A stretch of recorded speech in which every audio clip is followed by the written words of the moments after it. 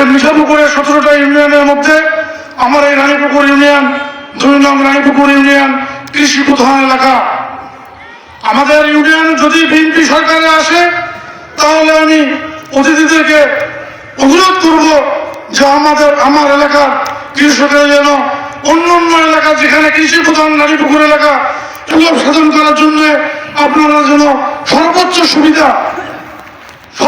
সুবিধা আমার ইউনিয়নের লোকজনকে দেবেন, আমার এলাকার লোকজনকে দেবেন। তারা যেন কৃষিতে বিপ্লব সাধন করে বাংলাদেশের মানুষের খাদ্যের চাহিদা এবং বাংলাদেশের মানুষের খাদ্যের যোগান এই এলাকা থেকে দিতে পারে।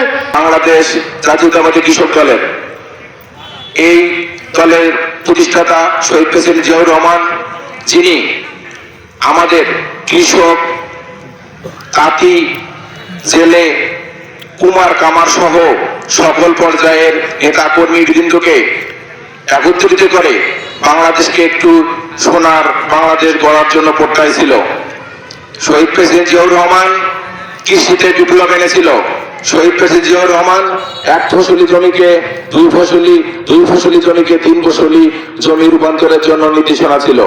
শহীদ প্রেসিডেন্ট জিয়াউর রহমান খাল খনন থেকে শুরু করে খামার ব্যবস্থাপনা, গার্মেন্টস সেক্টর থেকে শুরু করে সেচ প্রকল্প, ধান সহ কৃষি ক্ষেত্রে বিপ্লবের জন্য বিভিন্ন প্রোগ্রাম হাতে নিয়েছিল। আমরা তারই লক্ষ্যে, তার ধারাবাহিকতায় আমাদের আগামী দিনের রাষ্ট্রনায়ক জনাব তারেক রহমানের নির্দেশনায় কেন্দ্রীয় কর্মসূচির অংশ হিসাবে আমাদের এই কৃষক সমাবেশ। আমি আমার সামনে যে অভিষ্ট ভাইদের দৃষ্টি আকর্ষণ করছি, আমরা তারেক রহমানের হাতকে শক্তিশালী করব। তারেক রহমানের হাত শক্তিশালী হলে আমাদের কৃষক সমাজ শক্তিশালী হবে, কৃষক সমাজ শক্তিশালী হলে আমাদের এই বাংলাদেশ শক্তিশালী হবে।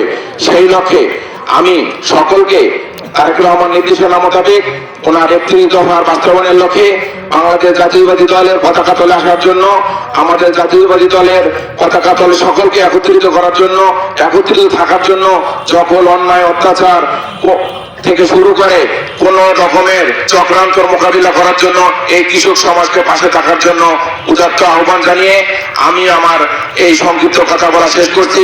শহীদ প্রেসিডেন্ট জিয়াউর রহমান অমর হোক, দেশনেত্রী খালেদা জিয়া জিন্দাবাদ, আগামী দিনে রাষ্ট্রনায়ক তারেক রহমান জিন্দাবাদ।